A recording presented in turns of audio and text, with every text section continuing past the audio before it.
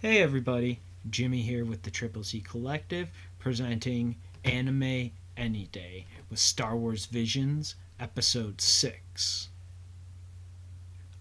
It'll actually be Episode 6 and 9 because this is Episode 6 is done by Science SARU. SARU? Sorry, Science SARU. And they did Episode 6 titled TOB1, and they also did episode 9 entitled Akakiri. And these were two really great episodes. I really liked them both. Again, like I said, we are going to do 7 episodes total of Star Wars Visions, one episode dedicated to each one of the studios. So again, this episode might be a little bit longer because we're talking a little bit more, and we're doing 2 episodes for the one studio, Science Sorrow. Again, TOB1, kind of like Toby, is a really great episode. It really, like, at first look, when you first like kind of get it exposed to it and everything, um, the look almost kind of looks done like TOB1 looks very much so like Astro Boy or Mega Man or something like that, in that same kind of like vein and design and stuff. And like that's not a knock. Like I really love it. It totally works. It's a total like believable like design to be put into like Star Wars and like the Star Wars lore and everything like that. So I'm not knocking it by being like it looks like Astro Boy or Mega Man. No. I'm all here for it. Like it looks great. So this was a really like very sweet and heartfelt kind of episode. It felt like a lot to me. I really liked they had two real major dialogue callbacks to like regular Star Wars, or not even regular Star Wars, but Star Wars canon and stuff. The first one was, of course, they included "I Have a Bad Feeling About This," and the second one is actually one from Rogue One by Donnie Yen. Is the "I am one with the Force is with me." Master Makita says that as he's walking away from TOB1. But the story is really great. So the story is TOB1 is a droid of Master Makita, who is trying to bring life back to this planet. TOB1 has dreams of being a Jedi, probably because Makita doesn't talk about being a Jedi, but is a former Jedi Master. And maybe not even former, but definitely he is. Makita is trying to bring life back to this planet because it is a desolate planet with no life, no plant life, no nothing. So that is his goal with all of his droids. However, TOB1 has a dream of being a Jedi, and they give us a little sequence of TOB1 dreaming that he's a human Jedi, and it's really great. Because he like that whole dream sequence that TOB1 has of him being like a real Jedi, is fantastic, and it's done in a look of like chalk paint almost, or chalk art. And like, again, that is not a knock. Like, people might be like, chalk, what, that seems like cheap. It's cool. It was awesome to see. And again, it's one of those things where it's like we're getting another studio. This is now the 6th episode from a different studio that we've been able to see here. And it's been really great. Like, it's another style and new taste of I love it. I loved it. It has been awesome. It has been so cool and so much fun to watch, and to again be exposed to these different things. So again, like I have loved seeing all the different art styles and animation styles that we've had with this. Like, one of probably my favorite things about this episode, though, is that chalk looking dream sequence of TOB1 wanting and thinking what it is to be like a Jedi and stuff. And for me, it was breathtaking. I loved it. I thought it was so cool, and so much fun to watch. Um, so after that sequence, Makita, like, here's TOB1 that you want to become a Jedi. Well, in order to become a Jedi, he sent, Master Makita sends TOB1 to go find a kyber crystal.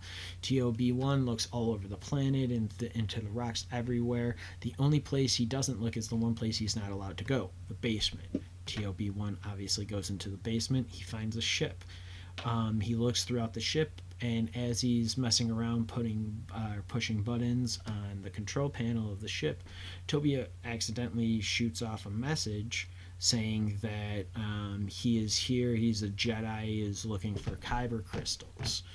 And this message is heard by the Empire and an Inquisitor who isn't a mainstay from like the Skywalker saga, but Inquisitors are kind of big characters from Star Wars lore and like Star Wars canon, especially with like the Dave Filoni like animated like series like Clone Wars and Rebels and stuff. Like they're big in those. So it was cool to see like an Inquisitor and like stuff eventually show up. Master Makita's really mad. He sees Toby right after he launched the message. Toby tells him like what he had said and everything like that, and it sets off a whole new chain of events for them that aren't necessarily good. The Inquisitor comes down. Makita hides TOB1 to make sure that he is safe. TOB1 eventually awakens. Is eventually awakened. He sees that Makita has actually been killed. Some of the other droids have been destroyed, but there was a grave with some stones piled up for Master Makita in memorial for him. Eventually, TOB1 brings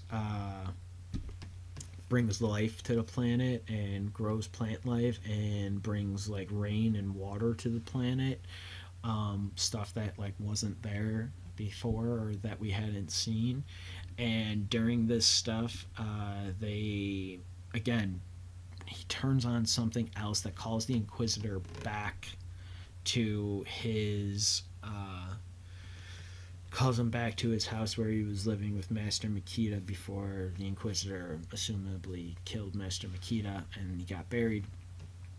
Inquisitor comes back, they have a huge battle and stuff. TOB1 totally becomes a Jedi and like has a transcendent moment, and it's great. Like Master Makita comes back as like a Force ghost and like basically knights him, and like it was like whoo whoo. And like so that was really cool. It was a really great episode. TOB1 eventually defeats the Inquisitor and like goes and like finds another planet to like bring life to and stuff, and like protect, like continuing on Master Makita's like work that he was doing before. And so like that was really great. It was really cool. It was really awesome seeing a droid become a Jedi. Like that was just so cool, and something that like you just like I never thought I'd see that in Star Wars, and it was cool that I saw it here and Star Wars Visions and stuff. Like this has been a lot of fun. It's been really great. The filmmaker focus for this was also really cool. The filmmakers said that they like all the filmmakers kind of involved said that they wanted to make episode 6 here, TOB1 feel totally retro, which I think they totally accomplished with just the look of Toby TOB1 here. The rest of it, I don't necessarily want to like. I don't want to it.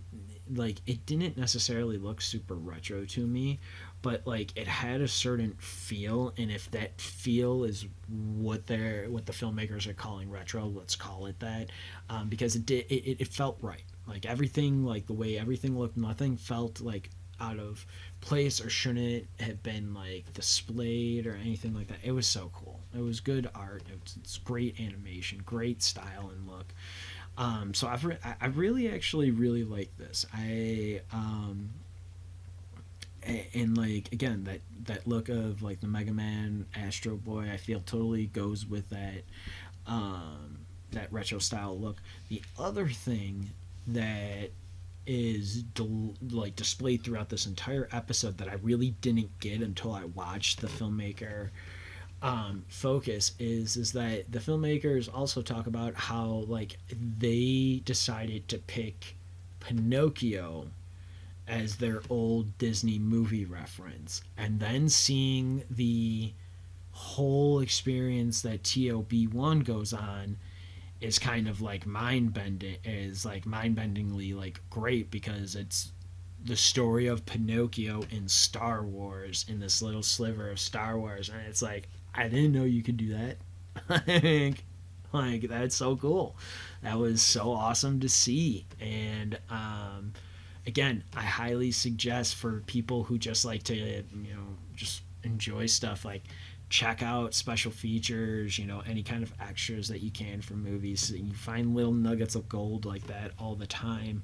And sometimes for me, it's made like as I've rewatched all of these shorts and stuff, like in preparation for, each video. It's been great to do. It's been great to watch, and like I just love all of this. Now, the second episode that Science SARU did is Akakari. And this episode was also really cool, and it had a really interesting kind of look. It looked kind of not necessarily retro, but it looked. Rough might be the wrong description, but it looked rough, but the story was rough too, and it worked for it. At least I felt, and like, I don't know, rough is probably a bad description of it, and I don't want it to make people be like, oh, it's rough to watch. That's not the case at all. It's a great short to watch. It's got a really great style to it. So I don't know. I want to call it rough, but if somebody is like, no, this is a better style and this is a better name to call it, let me know, please. But this was a really great episode. This might be the story that I liked the most of like all of the stories that were told. Like, I've liked a little bit. I have found each short that has been done by every studio has had something very unique, very cool about it that I have just loved. And in this episode, and just might overall be the story. So, like, let's dive into the story. It is a story of a, excuse me. It's a story of a returning woman to her a returning princess to her palace after her father has died, and she like left because she was in exile and all of that by someone, her aunt, and eventually her father is killed, so she comes to like the funeral to pay her respects to her father. She brings a Jedi, a friend of hers, a Jedi friend of hers, Tatsu. Hears about the death of her father, also comes to the planet, ends up finding her, or ends up meeting up with her, getting saved by her, really, and they then travel to the palace. Tatsu asks, like, why aren't you, like, just walking up? And she explains that she's exiled, and that the two travelers, Kamaachi and Senshu, are their guides to get through there. One knows all the secret back routes, the other one knows all the people to pay off so that they don't raise any attention or anything like that. They eventually make their way towards the palace and meet Masago. And Masago is the person who is currently ruling, is a dark side Sith Lord, and is the person who killed her father, or Misa's father.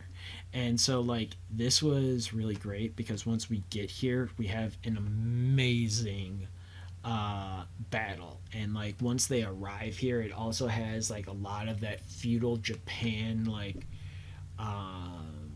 look of, like, the structure of, like, the buildings and stuff, like, which is, I just find, like, really cool. I really liked it. And so we see this Tatsu and Masaga battle eventually, with Tatsu killing Misa, due to Misa being underneath a mask and Masaga doing like some Sith like trickery. And Masaga basically says, I can heal her and bring her back to life, and she will be able to live, but you have to be my apprentice. You have to come with me, and then I will do this for you, and I'll be able to, I'll do this for you, I'll get her out of there, or we'll save her, and it'll be great. But you have to be my apprentice. Like, I can feel the power in you. You will be a great apprentice. We can, rule the galaxy as all Sith want to do. And so Tatsu agrees to save Misa, who we see like in a flashback that they have like a little bit of a history together. They've known each other for a while. That's part of the reason why he came back, and all of that. So Masaga heals Misa. She wakes up. Tatsu says his goodbyes to her, and then Masaga just leaves with Tatsu as Misa gets up and like walks out of there as well. It is like heartbreaking, but it is such a cool episode. Seeing like Tatsu's pain of like the journey he's about to go on, meeting Misa and stuff. Like he has like these like blackouts basically, and oh man, it was just cool. It was just a cool story episode. So that's why I say like this might have been one of my favorite of the story that I might have just liked the most. In the filmmaker focus, again highlighting the extra special features that we got for it. Filmmakers, again, for this, they wanted to take Star Wars back to the Hidden Fortress, show that Kurosawa influence. We really got that like influence, the look and stuff between that final battle between Tatsu and Masago. This is another episode that for me, I listened to the English dub, and in listening to that, I was like, man, these people kind of sound familiar, and I recognized Jamie Chung as Misa, George Takei as Sensu. I did not recognize Keon Young as Kamaachi, but like once I saw him, like they show you in the extras, like them in the voice recording booth in front of a microphone. And that was really cool to see. And then Henry Golding as Tatsu the Jedi. So this episode was really great. It was really awesome seeing George Takei, or hearing George Takei, I should say, in this episode as well. I loved both of the episodes by Science Saru. I've loved every episode I've watched thus far. Because again, Science Saru did 2 episodes. The first episode they did 2 shorts. The first short they did was TOB1. That's the 6th short, or the 6th short here. And then they also did the 9th one at Ekakiri. That's the 9th short from Visions, but the second one by Science Saru. Other works by Science Saru is Devilman Crybaby, and they've also done some work on Adventure Time. So Adventure Time, I know you can watch on like HBO Max if you have that streaming service, or Adventure Time I believe still airs on Cartoon Network. So you can still check out a bunch of Science Saru stuff. I loved both of these episodes. Again, I think Star Wars Visions is a great place to start off if you're trying to get into anime or get a feel for anime in any way. I've really enjoyed it. So I really appreciate you guys all stopping by, watching today's episode. Thank you. May the Force be with you.